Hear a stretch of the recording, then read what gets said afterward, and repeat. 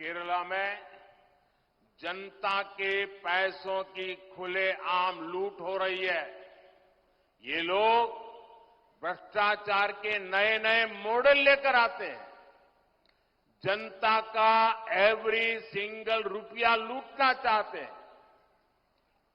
कुरुवन्नूर cooperative bank scam लेप की लूट का एक ऐसा उदाहरण है।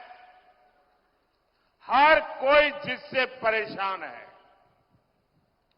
जिस बैंक में गरीबों ने, मध्यम वर्ग ने अपनी मेहनत के सैकड़ों करोड़ रुपए जमा किए थे, उस बैंक को सीपीएम के लोगों ने पूरी तरह लूटकर कंगाल कर दिया।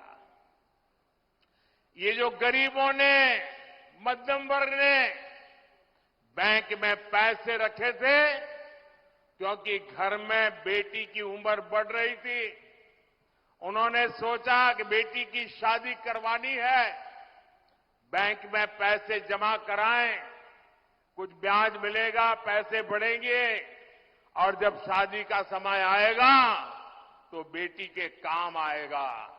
लेकिन इन सीपीएम वालों ने गरीब की बेटी की शादी को भी अनेक संकटों में डाल दिया। मध्यम वर्ग के परिवार की शादी को, बेटे की, बच्चों की शादी को भी इन्होंने संकट में डाल दिया। गरीबों को, उनके खिलाफ ऐसी मिली भगत का उदाहरण बहुत कम मिलेगा। इस स्कैम की वजह से हजारों परिवारों का जीवन दांव पर लग गया है। यहां सीपीएम के मुख्यमंत्री 3 साल से लगातार झूठ बोल रहे हैं कि इस कोऑपरेटिव स्कैम के पीड़ितों को उनका पैसा वापस मिलेगा। ये भी झूठ बोलते हैं कि दोषियों पर कार्रवाई होगी। ये आपका सेवक मोदी है जिसने इस केस की जांच करवाई।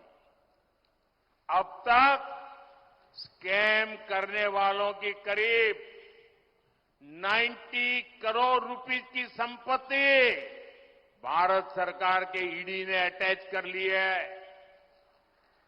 मैं इस बारे में कानूनी सलाह ले रहा हूं कि कैसे जिनके पैसे डूब गए हैं, ऐसे गरीबों को उनका पैसा वापस कैसे करूं, ये 90 करोड़ रुपया उनको कैसे बांट दूं।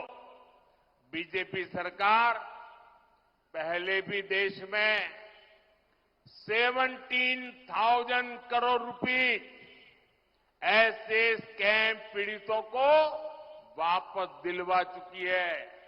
इसलिए मैं इस कोऑपरेटिव स्कैम के पीड़ितों को भरोसा देता हूं कि उनका पैसा वापस दिलाने में भाजपा और मेरी सरकार कोई कसर बाकी नहीं छोड़ी जाएगी।